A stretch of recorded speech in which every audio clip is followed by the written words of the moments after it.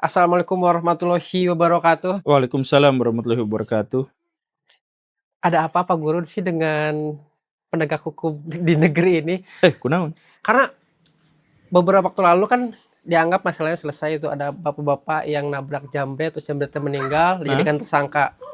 Sekarang rentetan kejadian yang sama, ada orang nangkep maling, Oh iya. malingnya dihukum. Terus ada bapak-bapak di Medan, pagernya dirusak, terus dia ngancam bawa celurit, jadi tersangka. Ada orang mesin kopinya dicuri, minta bantuan ke polisi, kata polisi tangkap aja sendiri. Dia tangkap sendiri, dipukulin, dia dijadikan tersangka. Sebenarnya tuh gimana sih sebenarnya tuh? Jadi kita tuh bingung nih.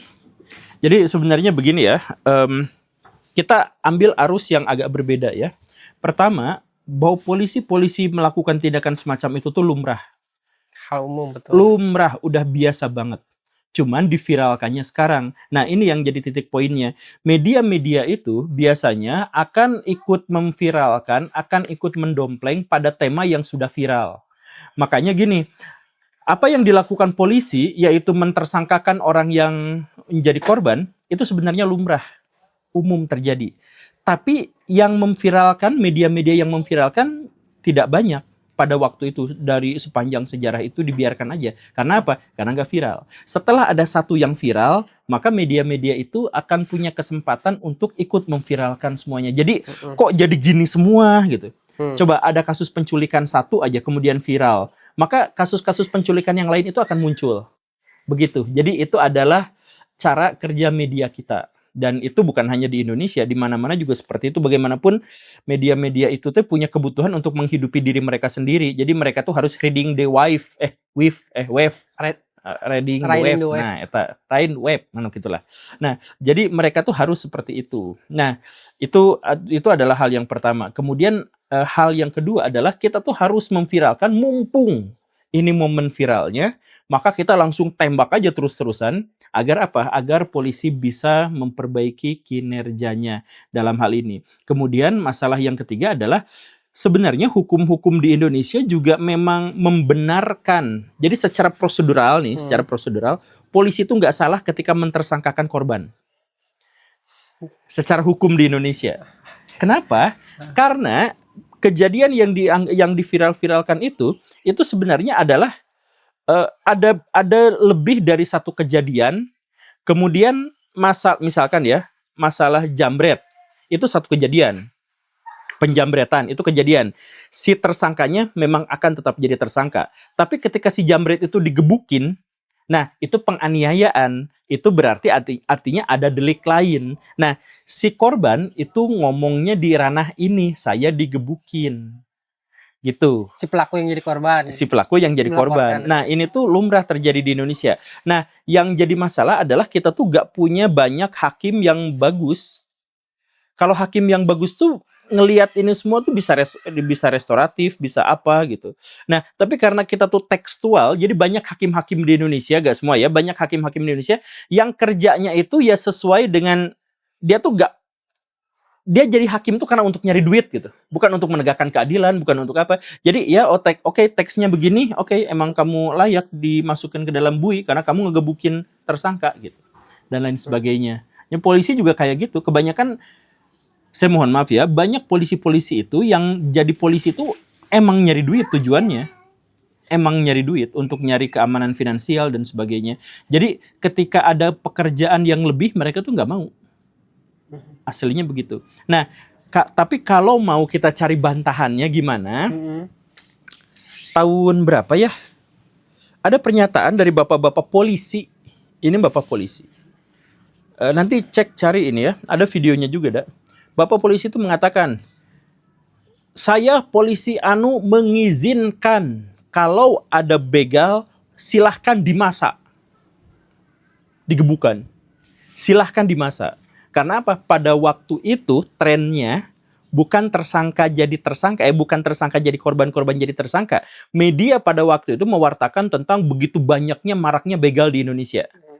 Begal marak kan? dulu ingat kan di media-media kita lagi marak-maraknya begal, polisi langsung mencoba untuk menenangkan warga dengan mengatakan kalau ketemu begal, nangkep begal silahkan dimasak. Karena trennya gitu. Nah sekarang jumlah begalnya sama, tapi sekarang tren medianya beda. Jadi ada begal yang justru malah jadi korban. Maka trennya sekarang polisi ya menangkapi orang-orang yang jadi gitulah. Karena polisi kita, penegak hukum kita, media kita mengikuti arus yang menjadi tren, maka sikap mereka juga pada akhirnya tuh jadi beda-beda. Nah, tapi dengan media yang memberitakan bahwa si pelaku kejahatan pertama bisa akhirnya melaporkan si yang jadi korban, itu jadi kayak sebuah inspirasi bahwa gue baling, terus kalau misalkan dipukulin bisa lapor balik, karena itu bisa jadi tren juga Pak Guru. Betul. Sampai orang bikin di Medan tuh 2 orang maling Klarifikasi itu, gitunya. klarifikasi Minta. Iya makanya saya tuh bilang gini, itu tuh salah, itu tuh gak boleh gitu. Cuman dalam hukum perundang-undangan di Indonesia memang ada yang begitu gitu. Jadi kalau dirimu misal ya, dirimu copet, tangkap sama polisi ditonjokkan, dirimu tuh bisa nuntut polisi, bisa kan?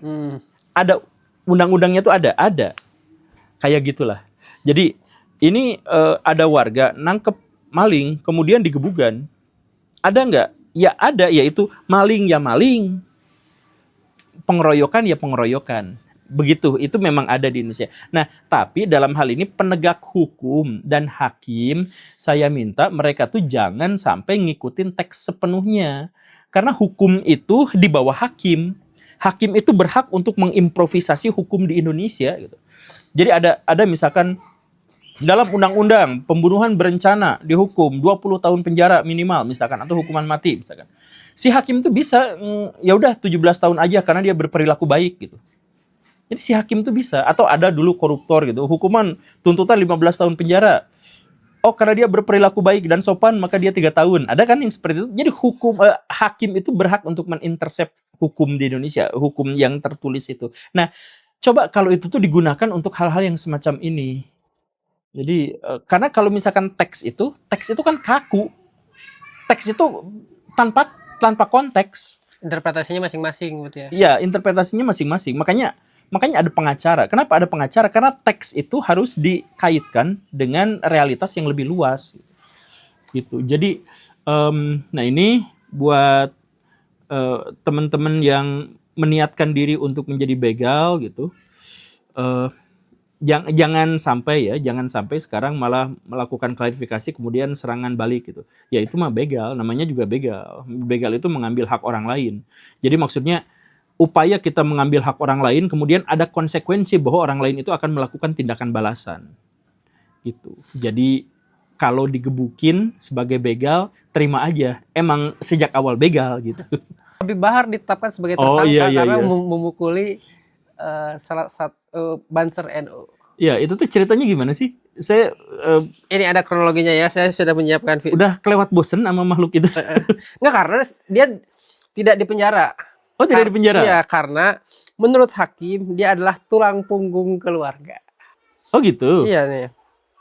Tulang punggung keluarga. Ini dari Habib Bahar Smith tidak ditahan usai menjalani pemeriksaan sebagai tersangka di Polres Metro Tangerang. Atas permohonan kami sebagai tim kuasa hukum dan dikabulkan oleh pihak Kapolres. Pertimbangan salah satunya tadi, pertimbangan Habib adalah tulang punggung keluarga. Makanya dia tidak dipenjara.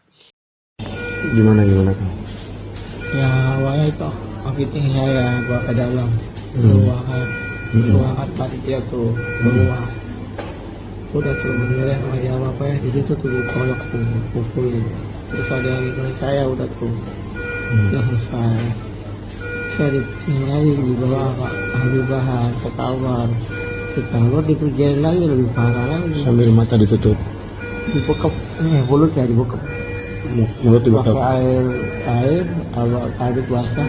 Saya suruh aku siapa saya. Terus mata ditutup. Ya mulutnya aja.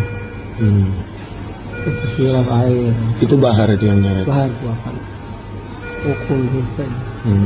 Bahar yang hantam ya. Sama Bahar diapain? Enggak, jadi Pak Habib Bahar tuh emang ini paranoid. Mm-mm. Ya karena sekarang, jadi pernah nggak dia cerita ngaku ditembak gitu?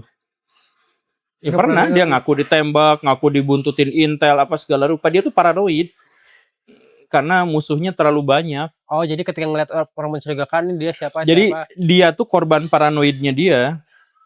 Disuruh ngaku tuh kan yang tadi kamu siapa. Nah kayaknya memang seperti itu. Pak Habib Bahar itu saya pikir sih, saya duga memang punya gangguan mental tertentu. Karena sejak kecil dia tuh dianggap Habib, dianggap mulia, kakinya diciumin sama bapak-bapak, sama mamah-mamah. Sejak kecil tuh diperlakukan dengan cara seperti itu. Makanya ketika dia dewasa tuh, ya dia mengalami kebingungan, alienasi gitu, kegalauan di tengah masyarakat yang modern.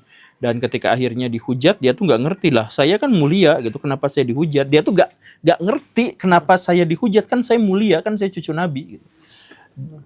Dia tuh berpikirnya seperti itu. Makanya ketika ada misalkan yang membenci, dia pikir itu adalah itu kerjaan intel, itu kerjaan orang jahat, itu kerjaan yang ingin menghancurkan Islam gitu. Dia tuh mikirnya gitu. Saya duga sih begitu gitu. Nah, tapi terkait dengan hukuman yang akhirnya tidak ditahan dan alasannya adalah Salah satunya adalah karena dia tulang punggung keluarga. Jadi maksudnya dia tuh punya mobil, jual aja. Dia tuh dia tuh sering flexing kan. Kalau dia sering flexing artinya duitnya banyak. Lalu kenapa dalam situasi seperti ini dia bilang tulang punggung keluarga sehingga tidak ditahan? Kan dia tuh sering kejadian seperti ini. Biasanya kalau residivis kekerasan itu tuh memberatkan dirinya untuk ditahan karena udah sering melakukan itu.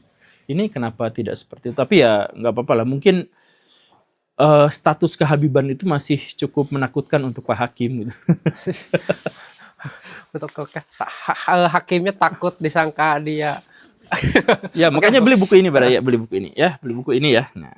Mari Pak Guru, terima kasih untuk hari ini. Sampai jumpa besok. Assalamualaikum warahmatullahi wabarakatuh. Waalaikumsalam warahmatullahi wabarakatuh.